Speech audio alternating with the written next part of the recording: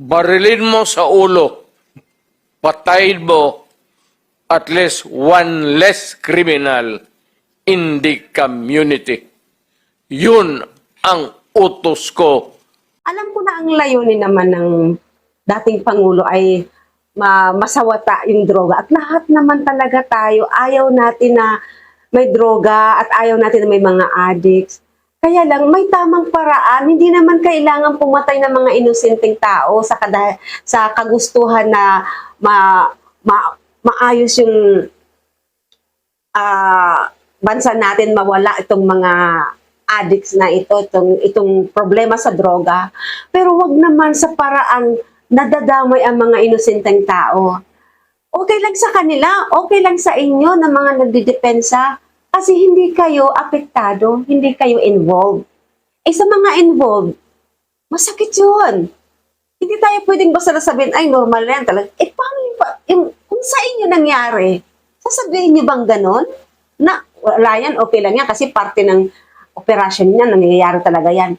Madali sabihin yan hanggat hindi nangyayari sa inyo. Pero pag sa inyo yun mangyari, hindi inyo matatanggap. Di ba? Ang sinabi ko talaga sa kanila, when you are arresting a criminal, you are not supposed to request him to surrender. Rather, Wait lang. Pag nag-aaresto daw, hindi dapat mag-request ng surrender dun sa suspect, sa inaaresto. Di ba mali yun? Dapat, di ba, i-request mo siya, pakikiusapan na, sumurrender na para walang mangyaring hindi maganda. Di ba? May mali eh, di ba? Sige, ituloy natin. Saglit lang. you have to overcome the resistance. However, pag ayaw, it's the duty of the police is to overcome the resistance kung ayaw mag-surrender. At kung may baril, at kung tingin mo, sabi ko sa mga polis doon sa academy, mamamatay ka, barilin mo. Barilin mo sa ulo. Patayin mo at least one less criminal in the community. Yun ang utos ko when I was a fiscal and I was a professor doon. Grabe no? So dito lumalabas na talagang utos niya na gawin ang mga bagay na ganun, na i-overcome and to the extent na, ganun yung suspect. So dito sa mga pahayag niya, talagang siya na mismo, si ex-President Duterte na mismo, ang nag-confirm na talagang ginawa niya at iniutos niya ang ganung bagay. Doon sa Police Academy. Yun ang turo ko sa kanila. No quarters given, no quarters asked. Criminal ito.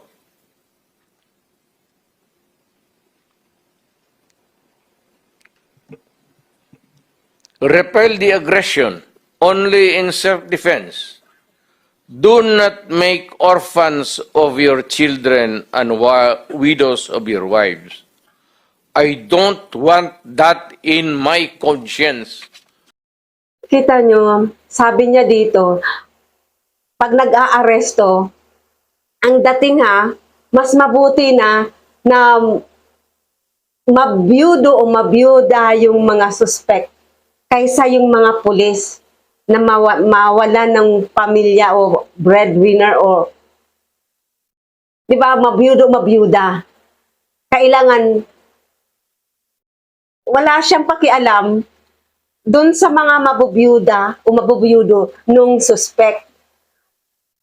kasi nanggagaling na po sa bibig niya di ba? Ang linaw-linaw na talaga namang yun ang gusto niyang mangyari. Na whatever happens, kailangan yung mga pulis manatiling buhay, which is tama naman, pero dapat may pakialam din siya sa buhay ng mga suspect. Kasi, di ba, may pamilya din yun And still, suspect is still a suspect and not a criminal unless proven guilty. Kasi kaya nga may trial tayo, kaya nga dumadaan tayo sa may justice system tayo, di ba? As mayor and president, hindi ko mabigat yan sa konsensya ko. I have warned, but before that, my job as president was never easy, and it was not meant to be. I have tried to do the best I can to address the problem of illegal drugs firmly and without compromise. For all of its successes and shortcomings, I and I alone take full legal responsibility sa lahat na nagawa ng mga pulis pursuant to my order. Ako ang managot at ako ang makulong. Huwag Ayan, malinaw di po ba? Ay, isa lang sa nagustuhan ko sa kanya kasi talagang nagtitake responsibility siya. Hindi siya nagtuturo. Alam niya na mag-take responsibility sa mga consequences na nagawang pagkakamali ng mga kapulisan natin under his authority, syempre. And isa yun sa gusto ko sa sinabi niya kasi hindi siya nagsisisi o hindi niya sinisisi rather yung mga kapulisan at yung iba na mga tauhan niya, rather, inaako niya yung kanyang responsibility.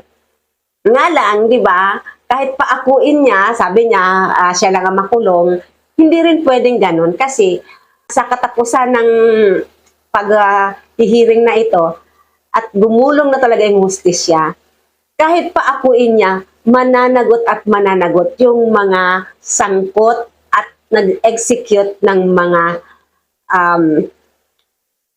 extrajudicial ganon, di ba? yung pulis na sumunod sa order ko, kawawa naman, nagtatrabaho lang. Yun ang gusto kong sabihin sa Pilipino at mabutit niyaya ninyo ako dito. Once and for all, yan ang gusto kong sabihin sa tao. This is a matter of principle. At papagkamatayan ko yan. Maraming salamat. I'm ready to answer your question. Thank you, Mr. President. But now I think